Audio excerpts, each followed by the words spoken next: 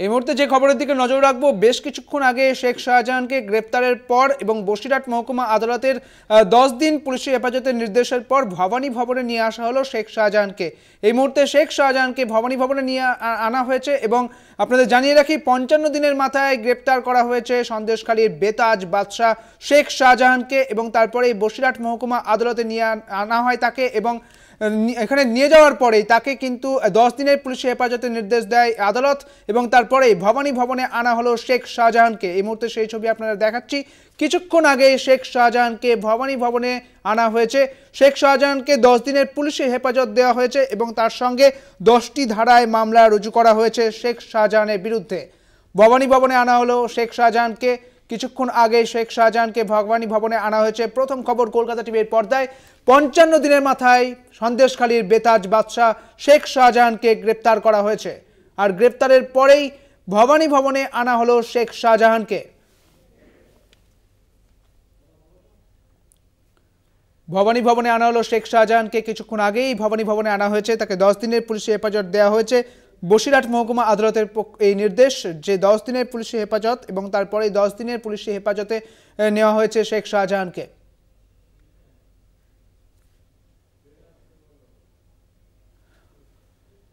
এই মুহূর্তে আপনারা সেই ছবি দেখছেন। ভবানী ভবনের ছবিটা আপনাদের দেখাচ্ছি, যেখানে শেখ শাহজাহানকে আনা হয়েছে।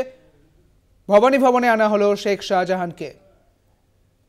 55 দিনের মাথায় গ্রেপ্তার করা হয়েছে শেখ শাহজাহানকে আর তারপরে 10 দিনের পুলিশি হেফাজত। ভবানী ভবনে আনা হলো শেখ শাহজাহানকে।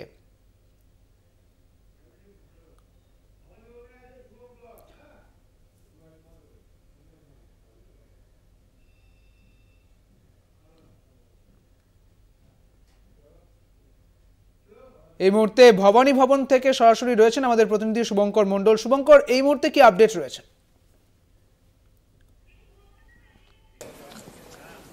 দেখো, বেশ কিছুটা সময় গড়িয়েছে শেখ শাহজাহানকে একেবারে বসিরহাট থেকে শটান এই ভবানী ভবনে আনা হয়েছে এবং তোমায় জানিয়ে রাখি, ভবানী ভবনে বিশেষ করে তাকে কিন্তু বা তার যে মামলা সেটা কিন্তু সিআইডি টার্নওভার করেছে।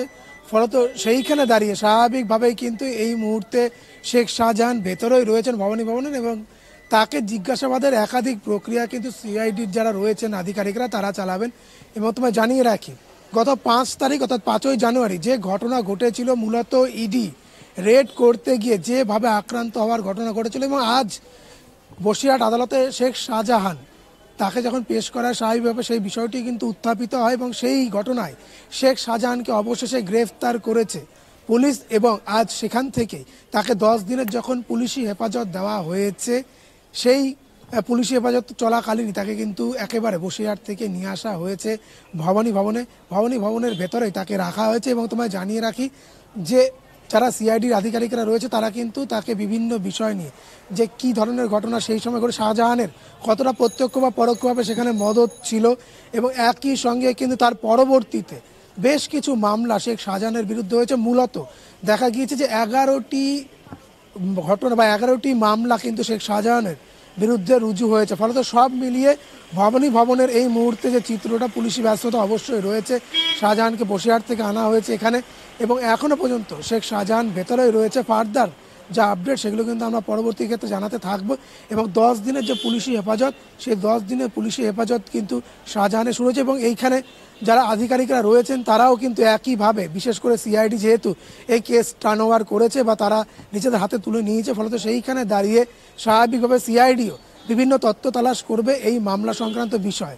সুদীপ্ত, একদমই ধন্যবাদ শুভঙ্কর, তোমাকে। আমাদের সঙ্গে ছিলেন আমাদের প্রতিনিধি শুভঙ্কর মণ্ডল। আপনাদের জানিয়ে রাখি, 10 দিনের পুলিশি হেফাজত দেওয়া হয়েছে শেখ শাহজাহানকে এবং তাকে ভবানী ভবনে আনা হয়েছে এবং ভবানী ভবনে আনার পর আর কি পদক্ষেপ হয় সেদিকে আমাদের নজর থাকবে। তবে আপনাদের জানিয়ে রাখি, 55 দিনের মাথায় গ্রেপ্তার করা হয়েছে শেখ শাহজাহানকে এবং তারপরে বসিরহাট মহকুমা আদালতে নিয়ে আনা হয়েছিল শেখ শাহজাহানকে, তোলা হয়েছিল এবং তারপরে বসিরহাট মহকুমা আদালতের নির্দেশেই 10 দিনের পুলিশি হেফাজত দেওয়া হয়েছে শেখ শাহজাহানকে এবং এরপরে ভবানী ভবনে আনা হয়েছে শেখ শাহজাহানকে। এখানে তাকে জিজ্ঞাসাবাদ করা হচ্ছে এবং সিআইডির আধিকারিকরা সেখানে রয়েছেন।